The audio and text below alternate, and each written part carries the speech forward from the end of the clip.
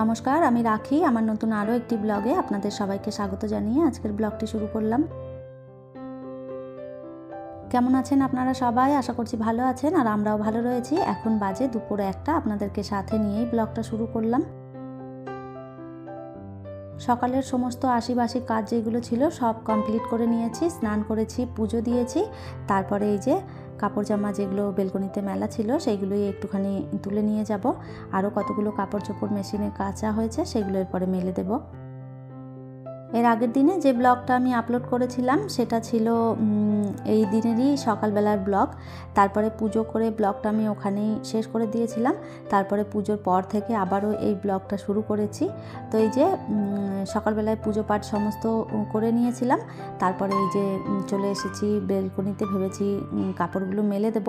তার আগে দেখলাম গাছগুলোর অবস্থা ভীষণই খারাপ, একদম শুকিয়ে গেছে। তো ভাবলাম একটুখানি জল দিয়ে দিই, নাহলে গাছগুলো আর বাঁচবে না হয়তো। বেলকনিতে কাপড়গুলোই মেলতে এসেছিলাম, আর এই যে কাপড় তুললাম, তারপরে কাপড় জামা মেলবো বলেই এসেছি। দেখলাম গাছগুলোর অবস্থা এমন হয়ে পড়েছে, একটা কাজ করতে এসে আর একটা কাজের মধ্যে ঢুকে পড়লাম। তো গাছগুলোই একটুখানি জল দিয়ে দিলাম। এই দুপুরবেলাতে গাছে জল দিলে অনেকেই বলে যে গাছ নাকি মরে যায়। তো আমার এরকম কিছু হয় না, আমি এর আগেও অনেকবার দিয়েছি। কেননা আমার নির্দিষ্ট কোনো সময় নেই কাজের, আমি যখন যে টাইম পাই তখন সেই কাজটা করি। তো সেই কারণে সকাল বিকেল দুপুর আমার আর কোনো বিচার থাকে না। যখন দেখি যে এখন গাছের অবস্থা খারাপ, তো সেই টাইমটাতেই জলটা দিয়ে ফেলি। দুপুরের পর এই দিকটাতে বেশ ভালো সুন্দর রোদ আসে, তো সেই জন্য আমার গাছগুলোতেও একটু রোদ পায়, আর এখানে কাপড় জামা মেলে দিলেও বেশ সুন্দরভাবে শুকিয়ে যায়।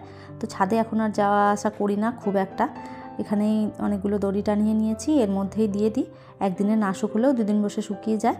তো ওই বারবার ছাদে যাওয়া আসা একটা বিরক্তিকর ব্যাপার। তো সেই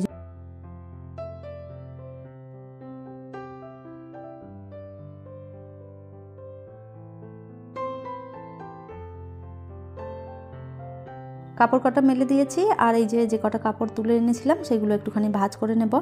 নাহলে দেখা যাবে সব ছড়িয়ে ছিটে এভাবে থাকলে এলোমেলোভাবে দেখতেও বাজে লাগবে, আর কাপড়গুলোর অবস্থাও খারাপ হয়ে যায়। তো সঙ্গে সঙ্গে ভাঁজ করে নিলে কিন্তু বেশ ভালোভাবে ভাঁজটাও করা যায়। আর এদিকে সেদিকে গড়াগড়ি করতে গেলে না কাপড়গুলো একটুখানি কীরকম কুঁচকে যায়, তো তখন আবার ঘষে ঘষে ভাঁজ করতে একটু দেরি হয়। তো এই যে সঙ্গে সঙ্গে কাজটা করে নিলে কিন্তু বেশ ভালো হয়। যখনের কাজ তখনই যদি গুছিয়ে নেওয়া যায় তাহলে দেখা যায় যে কাজের এনার্জিটাও বেশ ভালো থাকে ওই টাইমটাতে, আর পরে আর করতে ইচ্ছে হয় না। তো সেই জন্য আমি সবসময় চেষ্টা করি যখনকার কাজ তখনই গুছিয়ে নিতে। আর এই তো কাপড় গোছানো কমপ্লিট হয়ে গেছে, জায়গা মতন রেখে দিলেই হবে। বন্ধুরা, সমস্ত কাজ বাজ কমপ্লিট করে এই যে একটুখানি রেস্ট নিতে বসলাম। আর এখন বাজছে হচ্ছে ওই 3:30 মতন। বিবেক এখনও স্কুল থেকে আসেনি, আমি খাবারটা খেয়ে নিয়েছি, ও এলে শুধু ওকে খাইয়ে দেবো। আজকে রান্না করেছিলাম চিকেন আর ভাত। তো কালকেও চিকেন খেয়েছি, আবার আজকেও চিকেন করেছি, পরপর দুদিন চিকেন খাওয়া হলো। আর সবজিপাতি রান্না করলে বিবেক সেভাবে একদমই খেতে চায় না, তো আমি আর একার জন্য কি সবজিপাতি রান্না করব, আমিও সেই চিকেন দিয়েই খেয়ে নিলাম। তো আর এমনিতেও আমার হাত কেটেছে, আপনারা তো জানেন কাজ করতে প্রচুর অসুবিধে হচ্ছে। আপনারা অনেকেই কমেন্ট করেছেন যে দিদি একটা ব্যান্ডেড লাগাবে, তো ব্যান্ডেডটা লাগিয়েছিলাম, আর জলের কাজ বারবার করার জন্য না ব্যান্ডেডের যে চিটটা সেটা উঠে যায়, তো ওটা নিয়ে আরেকটা সমস্যা হচ্ছে। তো সেই জন্য চিট খুলে দিয়ে যে কাজ করার সেটাই করেছি। কি আর করা যাবে, ওই ব্যান্ডেড লাগিয়ে তারপরে কাজ করা আমার দ্বারা হয় না। তো একটুখানি অসুবিধা হয়েছে, বেশি অসুবিধাটা বাসন মাজার সময় হয়, আর হয় হচ্ছে খাবারটা খাওয়ার সময়। তো চামচ দিয়ে খাবার খেলে আমার সেভাবে তৃপ্তি হয় না। আর যদিও বা চামচ দিয়ে আমি খাবার খাই, সে তো তরকারি দিয়ে খাওয়া যায়, কিন্তু চিকেনটা ওই হাত না লাগালে হয় না, কাটা যায় না চামচ দিয়ে, খুব অসুবিধা হয়। তো যাই হোক, ওইভাবেই মোটামুটি খেয়েছি। আর এখন এই যে একটুখানি রেস্ট নেব, বিবেক যতক্ষণ না আসছে। তাহলে চলুন একটু রেস্ট করি, বিবেক আসুক, তারপরে আবার দেখা হচ্ছে। আর এই তো বিবেক স্কুল থেকে চলে এসেছে, আর এখন 4টে মতন বাজছে। স্কুল থেকে এসেই আমাকে সমস্তটা বলে, কে মেরেছে, কে কি হয়েছে স্কুলে। তো এই যে এসেই প্রত্যেক দিন কিছু না কিছু নালিশ নিয়ে আসে, কে কে মেরেছে, কে ওকে মারলো, ও কাকে মেরেছে, এই সমস্ত গল্প শোনাতে থাকে। তো এই যে আগে ওর কথাগুলো সমস্ত শুনে নিলাম।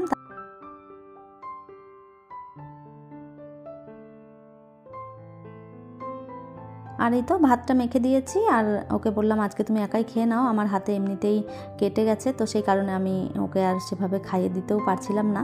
তো ও বললো ঠিক আছে আমি একা একাই খেয়ে নেব, তোমাকে অত টেনশন নিতে হবে না। তো এই যে টিভি চালিয়ে খেতে শুরু করেছে। খেতে বসলে ফোন নালে টিভি কিছু না কিছু একটা দরকারই। তো খাবে কম, টিভিটা দেখবে বেশি, আর কতক্ষণ বসে যে খাবে তার কোনো ঠিক নেই।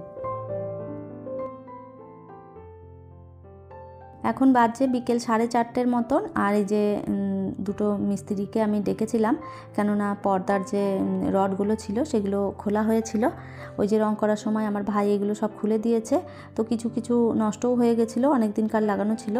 স্ক্রু ঢিলা হয়ে যাওয়াতে দেখলাম সেভাবে পর্দাগুলো লাগানো যাচ্ছিল না, তো সেই কারণে ওদেরকে ডেকে বললাম যে একটুখানি লাগিয়ে দিয়ে যেতে এটা।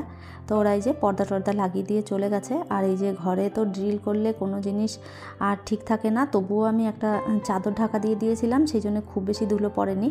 তো এই যে যেটুকুনি পড়েছে সেইটুকুনি একটুখানি পরিষ্কার করে নেব। চারদিকে ধুলো পড়ে একদম যাচ্ছে তাই অবস্থা হয়ে যায় কোনো কাজ করতে গেলে, তো ডবল করে এই কাজগুলো করতে হয়। এই সমস্ত কাজগুলো আমি আগে থেকেই সকালবেলায় করে রাখি। তো মোছামুছি ঝাড়া পোছা যেগুলো থাকে সকাল দিকটাতেই আমি একদম সব করে তারপরে ঘর দুয়ার মুছে ফেলি। কিন্তু এই যে একটুখানি কাজ করে যাওয়ার পরে এমন অবস্থা হয় সেগুলো মানে দেখতেও বাজে লাগে, আর আমি তো ওভাবে রাখতেই পারবো না। তো সেই জন্য আমি সঙ্গে সঙ্গে এগুলো সব মুছে একদম ঝেড়ে পুছে নিলাম। এরপর একটুখানি ঘরটা ঝাড়ু মেরে নেব, তাহলেই মোটামুটি ঘর হয়ে যাবে পরিষ্কার। তো ভেবেছিলাম একটুখানি মুছেও ফেলবো, কিন্তু আর এখন ইচ্ছে করছে না। তো আর এমনিতেও হাতটা কেটে গেছে, আর আমি ঘর তো হাত দিয়েই বেশিরভাগ মুছি। তো ওই যে বারবার জলে চুবিয়ে রাখলে হাতটা, তো দেখা যাবে হাতটা তাড়াতাড়ি করে ভালো হবে না। তো সেই জন্য ভাবলাম যে আজ আর মুছবো না, একটুখানি চেপে ঝাড় দিয়ে দিই, কালকে সকালবেলায় একদম পরিষ্কার করে আবারও মুছে নেব। সন্ধেও হয়ে যাওয়ার আগে আমি বিকেলবেলায় প্রত্যেক দিনই একবার ঘর ঝাড়ু মারি। তো আজকেও ঝাড়ু মারলাম, সমস্ত ঘরটা ঝাড়ু মেরে নিয়েছি। তো ওই রুমটা থেকেই বেশি নোংরা বেরিয়েছে, এই দিকগুলো তো সকালবেলায় পরিষ্কার করাই থাকে, খুব একটা নোংরা সেবার জন্য বেরোয় না।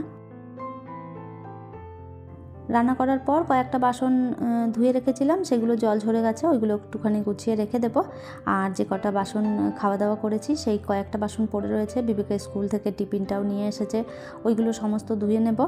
আর এগুলো আমি একটু আগেই করে ফেলতাম, কিন্তু ওই যে পর্দা লাগাতে এসেছিলো সেই কারণে আর এগুলো করার সময় পাইনি। তো যাই হোক, এইগুলো এখন একটুখানি ধুয়ে পরিষ্কার করে জায়গা মতন তুলে রাখবো, আর তারপরে বাকি যা কাজকর্ম রয়েছে সেগুলোও করে নেব। এই মুহূর্তে আপনারা যারা আমার ভিডিওটি দেখছেন প্লিজ একটি লাইক করে দেবেন, আর আমার ভিডিওর কোনো অংশ যদি আপনাদের ভালো লেগে যায় কমেন্ট করে জানাতে ভুলবেন না। এই ধরনের ভিডিও যদি আপনারা আরও দেখতে চান চাইলে কিন্তু আমার চ্যানেলটিকে সাবস্ক্রাইব করেও রাখতে পারেন। কাজটি যারা অলরেডি করে রেখেছেন তাদের অসংখ্য ধন্যবাদ। অনুশ্রী হোম আইডি থেকে একটা দিদিভাই কমেন্ট করে জানিয়েছেন, খুব সুন্দর করে কাজ করলে পুজো দিলে হাতে খুব ব্যথা আছে বোন, সাবধানে কাজ করো। হ্যাঁ দিদিভাই, সত্যিই হাতে খুব ব্যথা আছে। আপনি যে এই যে সাবধানে কাজ করতে বলেছেন তার জন্য আপনাকে অসংখ্য ধন্যবাদ। আর আপনি বলেছেন যে নামটা নেওয়ার জন্য ধন্যবাদ, তো এতে ধন্যবাদ দেওয়ার কিছুই নেই দিদিভাই, আপনারা এত সুন্দর সুন্দর কমেন্ট করেন, তো আপনাদের নামটা না নিলে আমার নিজেরই খারাপ লাগে। সন্ধে প্রায় হয়েই এসেছে, এখানে দাঁড়িয়ে দাঁড়িয়ে আমি বাইরের দৃশ্যটা একটু দেখছিলাম, ভীষণ সুন্দর লাগছিল দেখতে।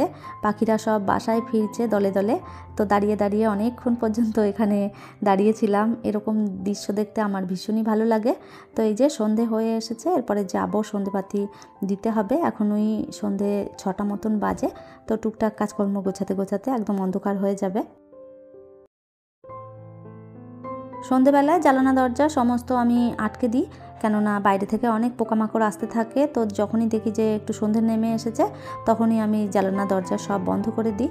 আর এই যে গাছগুলো একটুখানি আগের দিকে করে তুলে রাখি, আবার যখন জানালা বন্ধ করি তখন একটু নিচে নামিয়ে রাখি, এতে করে জানালাটা দিতে বন্ধ করতে সুবিধে হয়। আর এইদিকে দরজাটাও একটু বন্ধ করে দিলাম। এরপরে এই যে ড্রেসটা চেঞ্জ করে নিয়ে তারপরে যাব সন্ধে দেখাতে। আর এই তো ফ্রেশ হয়ে একদম ড্রেস চেঞ্জ করে তারপরে সন্ধেটা দেখিয়ে দিলাম, আর একদম সন্ধে হয়ে গেছে। তাহলে চলুন, আমার আজকের ভিডিওটা এই পর্যন্তই। ফিরবো নতুন ব্লগ নিয়ে, ততক্ষণের জন্য সবাই ভালো থাকবেন, সুস্থ থাকবেন। আবারও দেখা হবে একটি নতুন ব্লগের সঙ্গে।